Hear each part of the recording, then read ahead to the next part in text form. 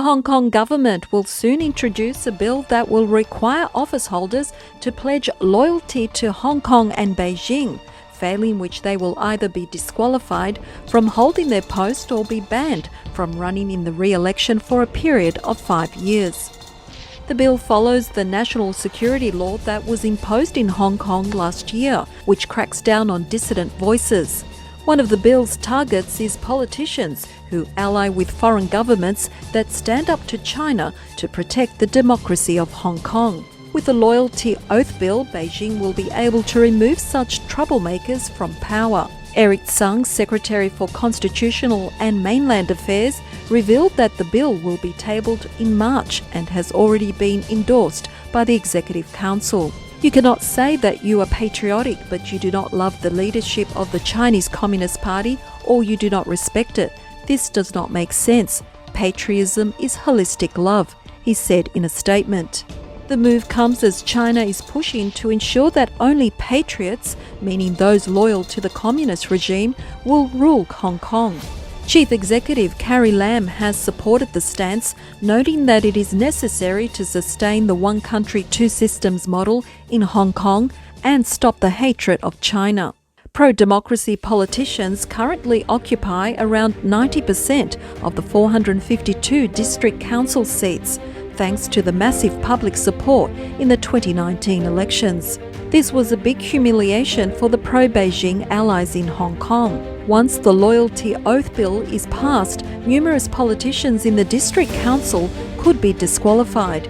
In fact, Tsang has already declared that 4 councillors will be immediately disqualified as they were already considered ineligible for standing in the Legislative Council elections due to insufficient patriotism. One of these councillors is Tiffany Yen, who used to be the vice chair of pro-democracy activist Joshua Wong's disbanded Demosisto party. Henry Wong, a councillor, accused the Loyalty Oath as a tactic to legalise the Chinese Communist government's brutal suppression of democratic voices.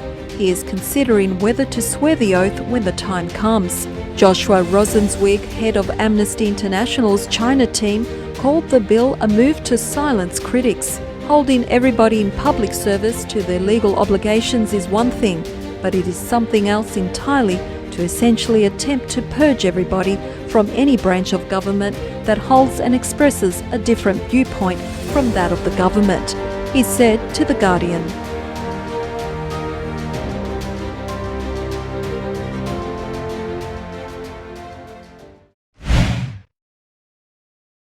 Tim Boyd, the mayor of Colorado City, Texas, has resigned following a Facebook post. He asked the state citizens to fend for themselves as they suffer from winter storms and power outages. The mayor said that only the strong will survive and the weak will perish, angering numerous people looking for government help to pull them out of their desperate situation. If you don't have electricity, you step up and come up with a game plan to keep your family warm and safe. Get off your ass and take care of your own family. No one owes you or your family anything, nor is it the local government's responsibility to support you during trying times like this. Sink or swim, it's your choice, the mayor said in the post. Boyd also stated that he is sick and tired of people looking for a handout. He said that it is not the government's duty to support citizens during tough times and asked people to think outside the box to solve their problems rather than waiting for someone to come and rescue them. The content was posted in a Facebook community group called Mitchell County Issues, used by the roughly 4,000 residents of the town to share information.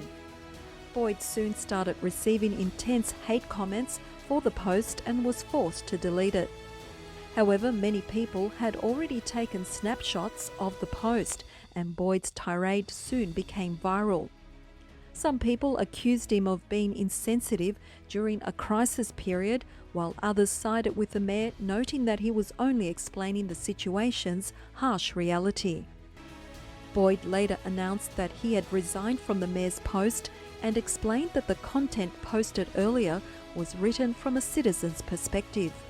He apologised for the harm his post had caused and requested people to stop harassing his family, who started receiving threatening messages.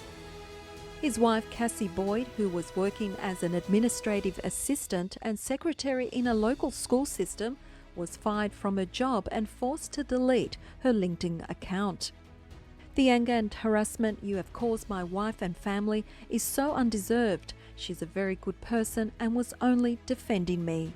But to have her to get fired from a job over things I said out of context is so horrible," Boyd said in his second post.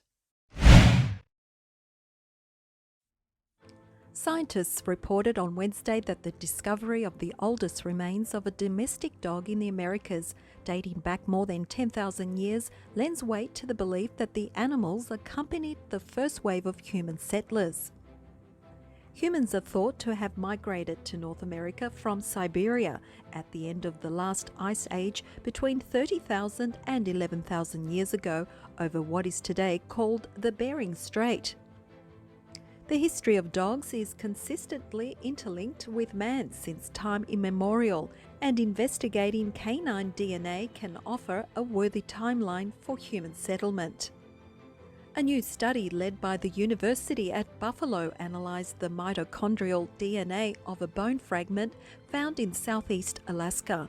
The fragment, which was first thought to belong to a bear, turned out to be part of a femur of a dog that survived in the region around 10,150 years ago that shared a genetic lineage with American dogs that lived before the arrival of European breeds.